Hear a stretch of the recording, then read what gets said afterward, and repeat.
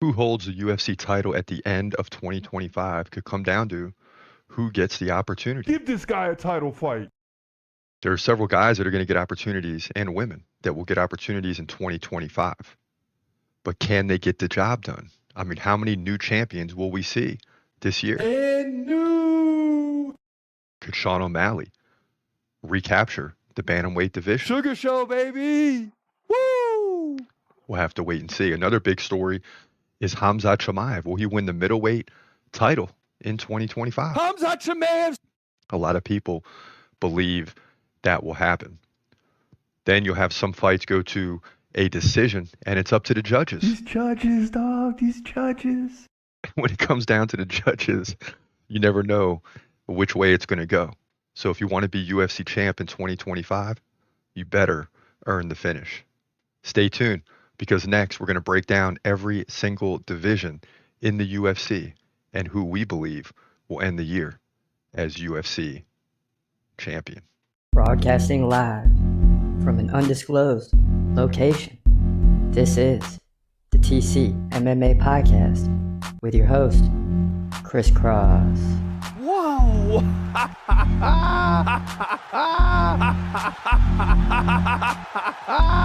Dana White privilege. Let's go, baby! Let's go! Let's go! Let's go! Let's go, baby! Dana White privilege. Privilege. Privilege.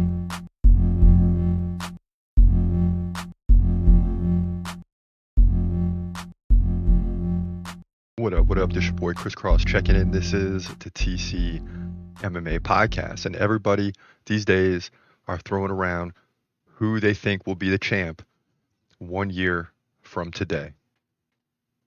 On 12/31/2025, what fighters will hold the belts? Who will be UFC champions? And more importantly, how many new UFC champs will we have? That's the topic of today's show. That's what it's all about. Throw out the news, throw out the headlines. Michael Bisping is making predictions. Tom Aspinall is making predictions. Henry Cejudo is making predictions. Everybody is making predictions. So let's get into our predictions, right? Let's here we go. Let's pull it up. We're going to go right through, beginning with the women's divisions and going all the way up to the men's heavyweight division. So first, women's strawweight division, right? This is a division that's very interesting right now because the title switched hands last year. Zhang Weili, actually, I don't know if she had the belt at the beginning of the year or not. I can't remember now. It was close.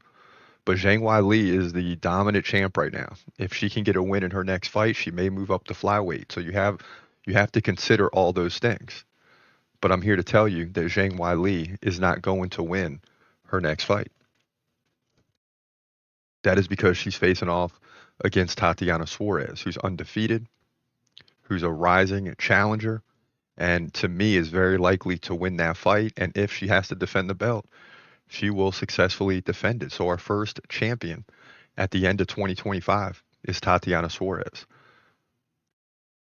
I mean, she has unbelievable ability on all levels, including striking power, the ability to take down her opponents and control them, and will present a real challenge to Zhang Weili. Now, this prediction will come either true or false very early in the years. These two are set to face off in just a few weeks. So we're going to see. And whoever does win, they're going to probably have to defend the belt once this year. So it could be a name that we're not expecting. Now, in terms of the odds, what is Vegas saying about who's going to end the year as champion? Well, Zhang Weili is the favorite. Tatiana Suarez is second. And it's almost a toss-up there. Then you got Jan Gionin, Verna Jandiroba, Jessica Andrade. It falls off quickly. So, the betting favorites are Zhang Weili and Tatiana Suarez. One of them will likely be the champ at the end of the year. Now, women's flyweight division is very interesting too because to me, Shevchenko is getting older. She's slowing down, but she did come back and, finish off Alexa Grasso in terms of title contention, at least for now. So who is going to rise to face Shevchenko? Well, that's going to come largely from the Zhang Weili fight. If Zhang Weili wins, you might get her moving up, and this could really throw everything for a loop in these two divisions. Because if Zhang Weili beats Tatiana Suarez and comes up to beat Shevchenko, maybe she wins both belts. But I'm here to tell you, I believe Valentina Shevchenko, the current champ, will finish the year in 2025 as the champ. Just because even though she's slowing down, I don't see any solid competitors. I think Zhang Weili falls. Manon Fiorot will get the opportunity, but I don't think she can get the job done. Shevchenko will likely lose the belt in 2026 pretty early. She may only have to defend it once this year, and I think she does so successfully. Now, as you move forward into the women's bantamweight division, this is where things get very interesting because Kayla Harrison is on the rise. If she wins the belt, Amanda Nunes is talking about coming back. You can get a middle to end of year fight between those two. Very possible. And who would win that? Well, as good as Amanda Nunes is and as fresh as she will be, I think Kayla Harrison is the hands down favorite to finish the year as the women's champion. And as I look at the odds, she's a 3-1 favorite to do so. So that makes sense. Nunes 5-1 underdog, and that's largely because no one really knows if she's coming back. So you have to factor that in. Even though she's retired, she's still third on the list to become champion. Probably would be first or second if everyone knew she was coming back. So that's how the women's divisions look. Suarez, Shevchenko, Kayla Harrison. Now moving up into the men's divisions, the flyweight division, first and foremost, has been dominated by Alexander Pantoja. But will he finish the year as champion? Yes, I do believe he will. Alexander Pantoja will win any fights that he faces this year. He will defend the belt, right? I mean, that's why they brought in Kai Asakura. There's just no one to really challenge him right now. Could Davis and Figueiredo return to the flyweight division? Unlikely. But he did lose against Piotr Jan, which stifled his opportunity to get to a bantamweight title fight. So Alexander Pantoja will win the belt. As you move up into the bantamweight division, you got a lot of factors here with Merab and Umar facing off early, and then you got to figure that Sean O'Malley will get the opportunity at some point this year. I love the Sugar Show. I love the Sugar Show. Yeah, we still believe in Sean O'Malley. If he can get back to a title fight, can get the job done. But that's a big question mark, right? Will he get the opportunity? If he does, he will finish the year as champ, and I think that's what happens. I think Umar beats Merab. Sean gets an opportunity against Umar. He's going to beat Umar. And then in 2026, you're going to see Merab and Sean O'Malley in the rematch. And this title could switch hands a lot because the division is so competitive. So that's how we see that division going. Now, in the featherweight division, that's very easy. Ilia Topuria is a dominant champ right now. I think at some point in time, well, he's going to defend the belt once or twice this year again. Nearly the fighter of the year last year, probably behind Dricus du Plessis and Alex Pereira. Ilia Topuria should defend the belt successfully, and then you're going to get talks of him moving up to the lightweight division, especially if Islam beats Arman Sarukian. Ilia Topuria is that good. Don't know if he'll win the lightweight belt because Islam is so good himself. But there's a lot of things that could happen here. It all comes down to the Islam Makhachev Arman Sarukian fight, because if Arman wins, Islam is definitely getting a rematch, 100%.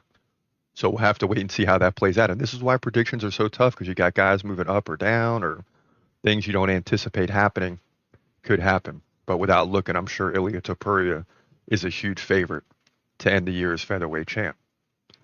Now, moving up in the bigger divisions, beginning with the lightweight division.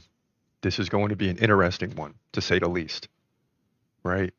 Because Islam and Arman are getting ready to fight.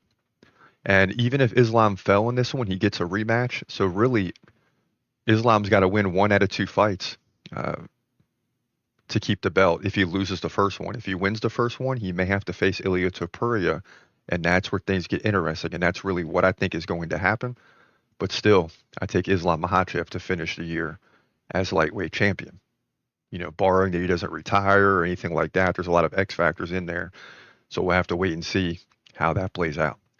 Welterweight division. This division is ruled right now by Bilal Muhammad, who seems, since he's been with Khabib, seems unstoppable. I mean, he ran right through everyone that he's faced, especially Leon Edwards for the belt, dominated him with control time.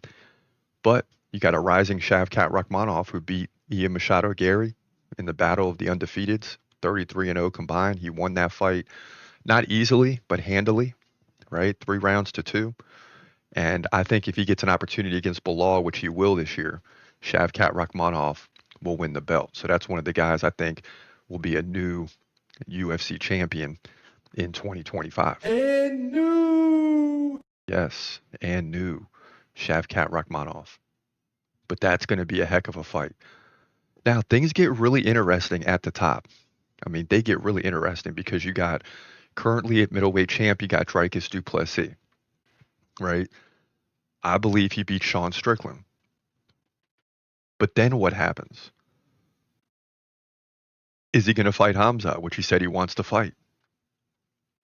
Will UFC even give Khamzat a title fight this year?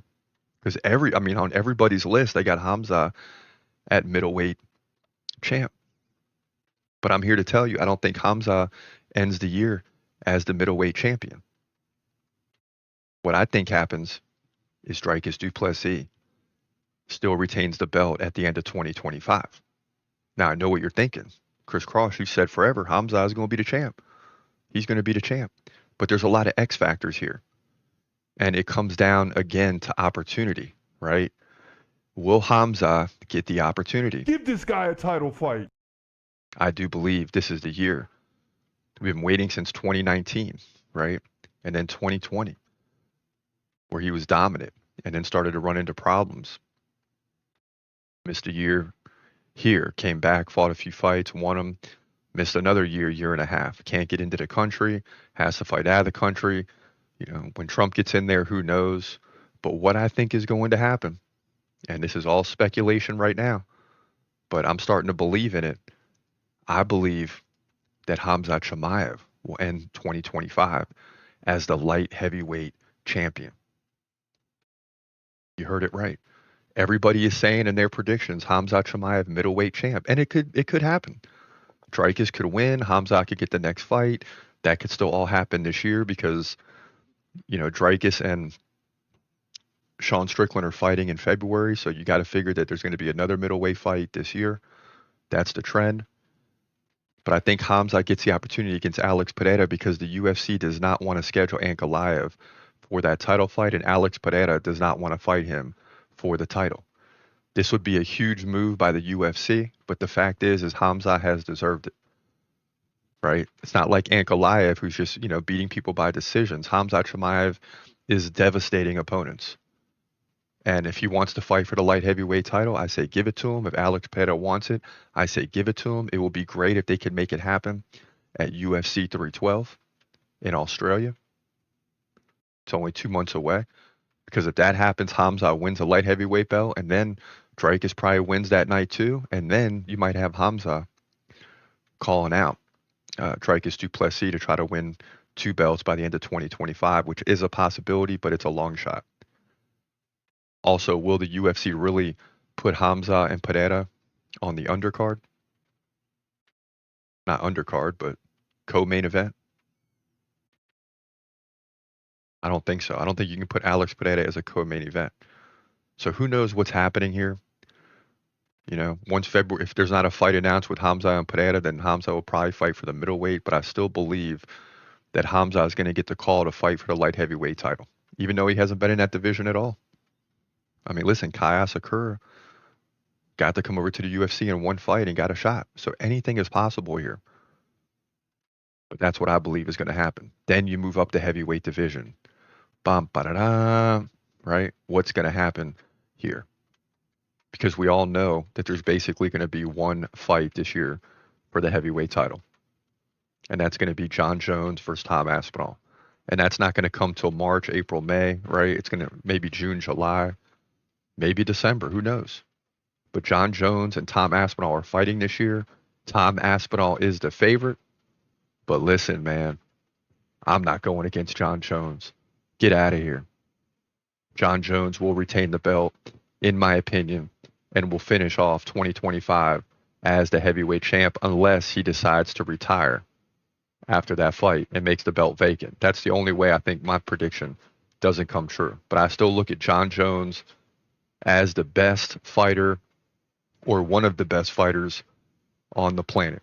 Still got to put Khamzat at 1 if you haven't seen the dude list, right? Khamzat 1, Jon Jones 2. These guys are very close.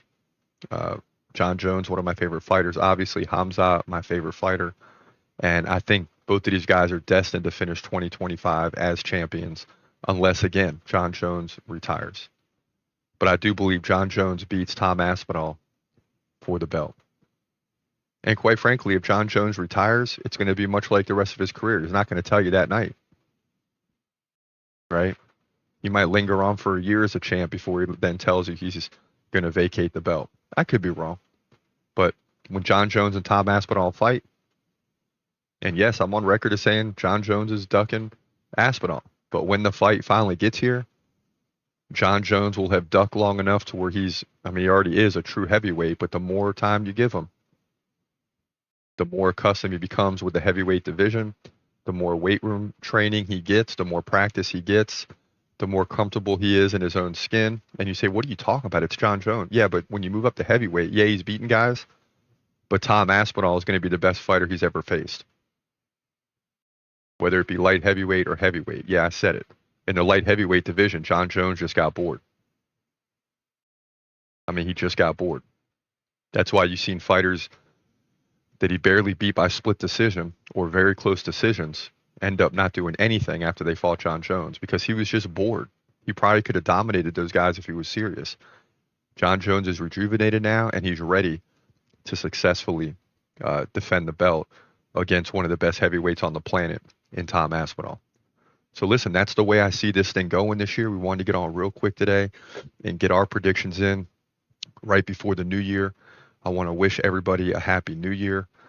Big year for us in 2025. We're going to be here giving you all the fight predictions week by week. As you've already seen, we've been pumping them out this year. So make sure you hit that subscribe button to get access to future videos, right? When you're a subscriber, you get notifications on what videos are uploaded and things of that nature. Well, we're going to be pumping out fight predictions day by day. So make sure you hit that subscribe button. And until next time, this is your boy Chris Cross. Have a great day and God bless. Peace.